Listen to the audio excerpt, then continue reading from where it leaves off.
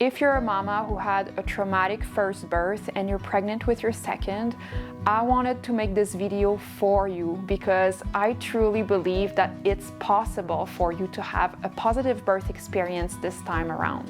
And the reason I can say that with certainty is because I've worked with moms just like you who had very traumatic first birth experiences, and for their second baby they had a beautiful birth where they had very minimal to no pelvic floor damage, felt in control, and had easy and quick recoveries. So let me share with you the top 10 tips that I gave to these moms before they gave birth so they could get these results. If you don't know me, my name is Sophie and I'm a pelvic health physiotherapist specialized in maternity care, and I help active moms-to-be to prepare their pelvic floor for an injury-free birth and a smooth recovery so they can return to their active lifestyle without pelvic floor problems like urine leakage, prolapse, and so on. So if that's something you're into, make sure you sign up for my free prenatal masterclass below. So the first tip I have for you is to start early with pelvic floor training.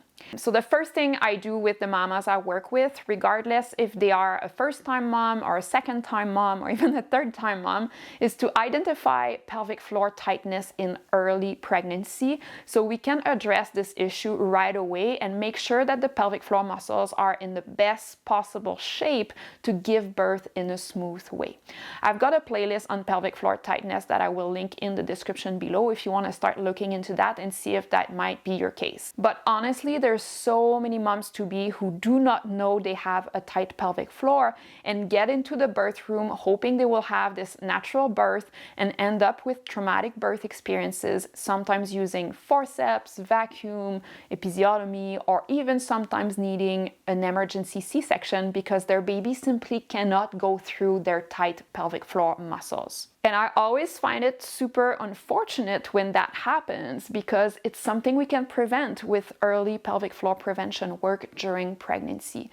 And honestly, you'd be blown away with the stories of the clients in our program who compare their birth experiences with and without pelvic floor prevention work and comparing the results. And I will drop their stories down below if you want to be inspired. My second tip is to address past pelvic floor issues.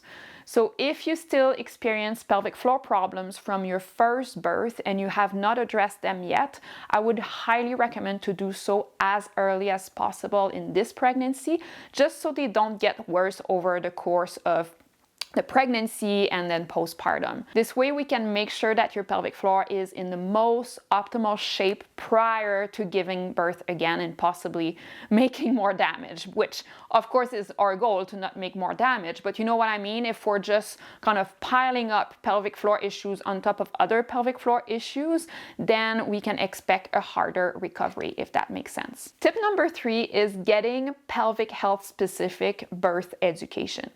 So I don't know what kind of birth education you took before your first birth, but unfortunately, most prenatal classes out there don't teach at all about the pelvic floor. Like, how should you push to protect your pelvic floor? Which birth positions should you use to avoid birth injuries and be efficient in your pushing stage? What are the pros and cons of each medical intervention and their impact on your pelvic floor recovery? All of these factors make a huge difference in creating a positive birth experience with minimal pelvic floor damage. And I'm talking about a birth where you feel confident in doing what you're doing and why you're doing it, and making informed decisions throughout the process. I touch on this aspect at a much deeper level in my prenatal masterclass, for which you can sign up in the description below. Tip number 4 is having a clear postpartum rehabilitation plan. I cannot put more emphasis on having a clear postpartum rehab plan to help your body heal after birth in the smoothest possible way, regardless if you have a vaginal birth or a C-section. I mean, you've been through postpartum before, right? So I don't have to tell you how wild this stage of motherhood is, right? You're barely sleeping, you are completely exhausted most of the time, sitting all day feeding your baby, you are sore, maybe dealing with some pelvic floor symptoms. This is hard. And if on top of that you have no plan in place to help your body heal, you have no idea which exercises to do and how to treat your symptoms, well, that makes it even harder, right? And I don't know for you, but when I was postpartum, the last thing I wanted to do was to try and find this information online. I already had enough on my plate trying to take care of my baby. The last thing on my list was to research about my own healing, and fortunately, because of the work I do, I knew what to do. But for you, having a clear rehab plan in place and support for your symptoms will be key to recover in the best possible way. Especially that now you have another kid to take care of, right? It's different than the first time around. You will still want to go play outside with your other kid and engage in all the activities you were doing before. So you will need to be in extra good shape postpartum.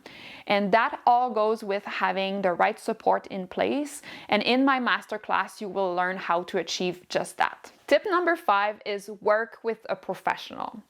I don't know if you work with a licensed pelvic health physio during your first pregnancy and after the birth, but if you didn't, now is the time to reach out to one, because you don't know what you don't know, right? And by working with a professional pelvic floor specialist, it will give you clarity on what you should or shouldn't do, so you focus your time on what will really make a difference to have the positive birth and recovery that you're looking for. Just a pro tip here, if you're trying to find someone to work with, look at their credentials and experience with the pre- and postnatal population. You can even call their clinic and ask that information if it's not on their website, because we don't have all the same training and experience. And I can tell you right off the bat that when I started practicing, 10 years ago, I was not as good as I am now at diagnosing issues and knowing how to treat symptoms effectively. So I think experience definitely matters here. And if you find yourself working with someone to address symptoms and after a few sessions there's still no progress or you're not really getting anywhere, I would definitely ask for a second opinion, because that's not normal. And if you're looking for online support and coaching, I would be super happy to chat with you and see how I can help you. There is a link in the description below to book a free call with me if you want to chat. Tip number 6 is involve your partner. Another thing that makes a huge difference in mama's birth experiences the second time is when their partner has knowledge about how they can support them through labor. For example, there are several pain management techniques that your partner can do on your pelvis to help manage the pain during contractions. I remember a client in our program who said that during her first birth, her partner felt so helpless while she was in labor because he was simply paralyzed in the birth room, not knowing what to do, and she felt so alone going through labor. And the second time, they applied the strategies learned in our program, and it worked so well for them. She said that they were working as a team, and not only she felt more supported and more comfortable through labor, but he also felt empowered and part of the experience. Like, he truly had a role to play in this whole thing. So they both had a much better experience the second time around just from having more strategies in their toolbox. Tip number 7 is plan postpartum support. Now that you've been through postpartum once, I am sure you will be much better at this time around because you know a little bit more what to expect. But I find it quite phenomenal how our brains forget how postpartum really was sometimes. I remember saying to my partner, I don't remember the nights being that bad the first month after her baby was born, and him saying, oh, I remember you taking very long naps in the afternoon that first month, and you were definitely very tired. But I had completely forgotten about all of that. And the longer it's been since you've had your last baby, the more you have forgotten. Anyways, my point is there is so much value in preparing your support system for postpartum ahead of time. Things like booking a house cleaner and training them during your pregnancy, setting up a meal train, setting up childcare for your older kid if you don't have some already, and getting them used to it before you have your baby, planning time off for your partner or family members who might be able to come and help you. I made a whole video about that topic and I will drop it in the description below if you want to watch it for more ideas. But having that support already in place and all scheduled when you come home with your baby will take a lot of things off your plate so you can focus on your healing and set yourself up for a successful recovery. Tip number 8 is staying active. I know this is easier said than done, and it's so much harder to prioritize staying active when you have other kids to take care of versus in your first pregnancy when you had all this time in your hands. But honestly, being fit is so helpful for labor.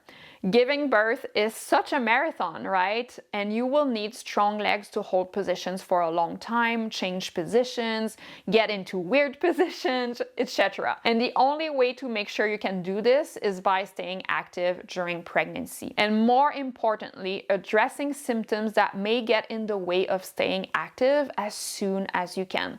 For example, if you start feeling some weird pain in the low back or, some weird pain around the belly button every time you go for a walk, go see a professional right away to help you address these symptoms so it does not linger around or get worse. Whether it is a chiropractor, a physio, a massage therapist, an osteopath, or maybe you'll need to see a combination of these professionals to get you back on track. But I tell you, when people stop exercising because of pain issues, or even worse, push through the pain, it very rarely magically stops. It often requires manual work to readjust alignment, maybe do some strengthening exercises to stabilize, etc. And if you're feeling good and you're not experiencing pain, then it's much more a matter of prioritizing exercise. And I find that maybe having someone else to exercise with to keep yourself accountable can be helpful. Or trying to fit it into your daily routine, like going for a walk at lunchtime, for example. Or if you're driving to work, you can try and park a little farther from your work so you have a greater distance to walk to go to work. You know what I mean? So you're creating opportunities for physical activities within the habits that you are already practicing. Tip number 9 is address past trauma. Another thing I recommend to all of the mamas who had a traumatic first birth is to make sure they work with a therapist they trust to address that trauma before they give birth again. And of course, this work can be done at any point postpartum after their traumatic birth or during their second pregnancy if they did not have the time to address it before then. But really unpacking all of this stuff now so you can approach your next birth confidently with a positive mindset. Tip number 10 is consider hiring a doula. Because doulas are truly fantastic support both for you and your partner during labor, and they can offer an external perspective on things when you need to make decisions. They also have an amazing toolbox to help you navigate labor and can be a great advocate for you and your partner when you need to communicate with your birthing team. And if I can speak of my own experience, we had a doula for my birth, and I truly believe she is the reason why I did not have a C-section, because she advocated for me to get into the shower when my labor stalled, and that is what made me dilate to get to the pushing stage. And yeah, I don't think I would have thought of going in the shower on my own, because at that point in labor, I was so exhausted in a negative mindset, and she's the one who pushed for it. And she knew from her experience that this is what could do the trick. So, having an experienced set of eyes in the birth room and someone who is not emotionally involved as much as yourself and your birth partner can totally change the course of your birth story. And I truly believe that in my heart. So doulas definitely have my vote, and I hope you can find someone you jive with. Anyhow, I hope that you feel inspired by these tips, and if you're committed to make this second birth a positive one and you want all of the support you can get to achieve your goal, I'm excited to see you in my prenatal masterclass. You can sign up in the description below. Thanks for watching.